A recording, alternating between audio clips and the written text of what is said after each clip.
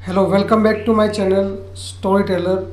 और आज हम बात करने वाले हैं एक नेक्स्ट वीडियो की, जो चैप्टर नंबर 5 का वीडियो है।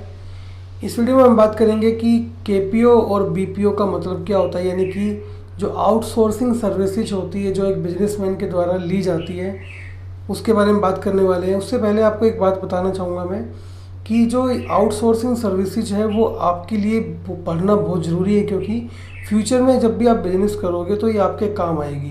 क्यों काम आएगी? क्योंकि सारे काम जो होते हैं वो आप अकेले खुद नहीं कर सकते। कुछ काम ऐसे भी होते हैं जो आपको दूसरों से करवाने पड़ेंगे। तो आउटसोर्सिंग का एक बिज़नेस के अंदर बहुत बड़ा रोल होता है, और आप इसको अगर समझ जाओगे तो आपको कल बिजनेस जब आप स्टार्ट करोगे तो आपको प्रॉब्लम का सामना नहीं करना पड़ेगा। तो चलिए एक एक करके समझते हैं कि बीपीओ क्या होता है, यानी कि बिजनेस प्रोसेस आउटसोर्सिंग क्या होती है। उसके बाद बात करेंगे कि केपीओ क्या होता है, यानी कि नॉलेज प्रोसेस आउटसोर्सिंग क्या होती है। तो सबसे पहले बात करते हैं बीपीओ के बारे में। तो देखिए, outsourcing is the process to obtain the specialised service from the external sources rather than creating it within the organisation. यानी कि आउटसोर्सिंग एक ऐसी प्रोसेस है जिसके अंदर हम कुछ स्पेशलाइज सर्विस क्या करते हैं, बाहर से लेते हैं, ठीक है, और किसकी बजाय, उसको ऑर्गेनाइजेशन में क्रिएट करने की बजाय। Outsourcing is helping to the businessmen, producers, manufacturers, consumers for better standard of living, and it gives the right to have specialized product per particular work such as financial services, courier services, advertising, customer support services। देखिए, मैं आपको एक example समझाता हूँ कि मान लो आप आपने कोई बिजनेस स्टार्ट किया मान लो, और आप उस बिजनेस को ऑनलाइन करना चाहते हो। तो ऑनलाइन करने के लिए, उस बिजनेस को ऑनलाइन ले जाने के लिए आपको एक वेबसाइट की ज़रूरत पड़ेगी। और जो वेबसाइट है वो कौन बना के देगा आपको? जिसको बनानी आती है। अब आपको तो सारा काम नहीं आता, लेकिन आप कहाँ से कराओगे वो काम? वो काम कराने के लिए आपको एक ऐसे डेवलपर की ज़रूरत पड़ेगी जिसको अच्छे से वेबसाइट बनाना आता हो, या उसने इससे पहले वेबसाइट्स बनाई हो। तो आप क्या करोगे? उसके पास जाओगे और उसकी सर्विसेज को खुद लोगे। आपने क्या किया? आपने वो सर्विस खुद नहीं स्टार्ट करके, बल्कि वो सर्विस कहीं बाहर से लिया आपने, ठीक है। एक तो एग्जांपल हो गया ये आउटसोर्सिंग का। दूसरा कि जब आप अपने खातों को ऑडिट कराते हो तो आपका खुद का सीए होना ज़रूरी नहीं है। आप क्या करते हो? हमेशा दूसरों से कराते हो, ठीक है। थर्ड एग्जांपल कि मान लो कोई भी ऑर्गेनाइजेशन है, उसको एक ऐड बनवानी है। तो ऐड बनवाने के लिए वो क्या करेगा? वो खुद तो ये तो है नहीं कि मशीन लेके आएगा फ्लेक्स की और घर पे ऐड बना लेगा। वो क्या करेगा? किसी के पास जाएगा कि किसी एक्सपर्ट को अपॉइंट करेगा अपने ऑर्गेनाइजेशन के अंदर, जो उसके लिए एक प्रोफेशनल ऐड उसको बना के दे देंगे। फ़ायदा क्या होता है इसका सबसे अच्छा फ़ायदा ये होता है कि एक तो कॉस्ट ऑर्गेनाइजेशन को कम आती है। तो चलिए बेनिफिट्स की तरफ देखते हैं। पहला, it helps to increase the productivity by providing access to the high level of expertise. यानी कि ये जो प्रोडक्टिविटी है ऑर्गेनाइजेशन की, वो बढ़ जाती है, क्योंकि आपके पास जो सोर्सेज होते हैं प्रोडक्शन के, जो मेथड्स होते हैं, टेक्निक्स होते हैं प्रोडक्शन की, वो आप बिल्कुल मॉडर्न यूज कर सकते हो।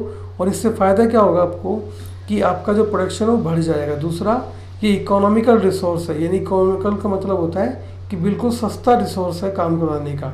कि एक तो आप खुद मशीन ला के घर पे काम करो, तो देखिए कितना टाइम लगेगा आपको, कितना पैसा खर्च हो जाएगा आपका, और एक आपने कुछ नॉमिनल कॉस्ट पे करके वो काम करा लिया, ठीक है।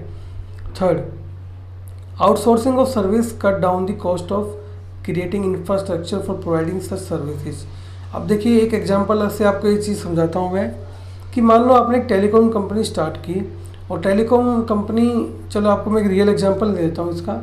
एक पेटीएम का आपने नाम सुना होगा। पेटीएम कंपनी जो है, पेटीएम ने जब स्टार्टिंग की तो उसका खुद का कस्टमर केयर सपोर्ट नहीं था। यानी कि उसने खुद का सेंटर नहीं इस्टेब्लिश किया कस्टमर सपोर्ट्स के लिए। उन्होंने क्या किया? उन्होंने एक कंपनी को हायर किया जिसका नाम था अकोशा, ठीक है।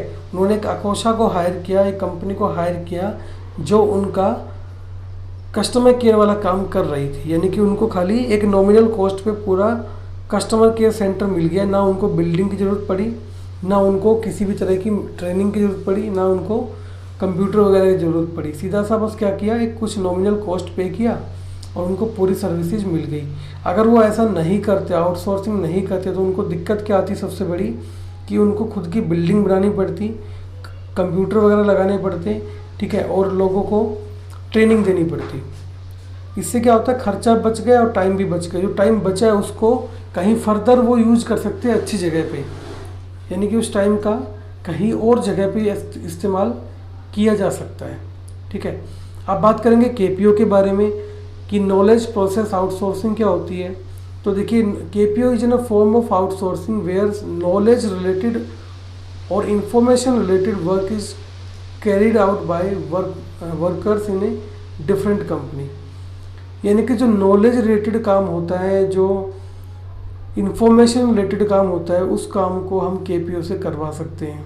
इसके अंदर सारी एक्सपर्टीज स्किल्स आती है। यानी कि आप ये कह सकते हो KPO is the modified version of BPO. कौन कौन सी चीज़ें आती है, कुछ के नाम मैंने लिखे आपके लिए। पहला एनिमेशन एंड डिजाइन, कि आपको एनिमेशन वगैरह कुछ करवाना है, आप बाहर से आउटसोर्स कर सकते हो। दूसरा मेडिकल सर्विसेज, जैसे कि हम बाहर से, इंडिया से बाहर से मंगवाते हैं। तीसरा network management for training and consultancy. उसके बाद market research service, then net investment research services. ये कुछ ऐसी सर्विसेज है जो हम केपीओ के अंदर एक बिजनेसमैन, एक प्रोड्यूसर्स ये रिसीव कर सकते हैं। तो बीपीओ और केपीओ को समझने का सबसे अच्छा तरीका है कि जब एक बिजनेसमैन को बाहर से कुछ सर्विस चाहिए, चाहे वो टेक्निकल हो चाहे वो इन्फॉर्मेशन रिलेटेड हो, तो अगर टेक्निकल है तो आएगी बीपीओ के अंदर।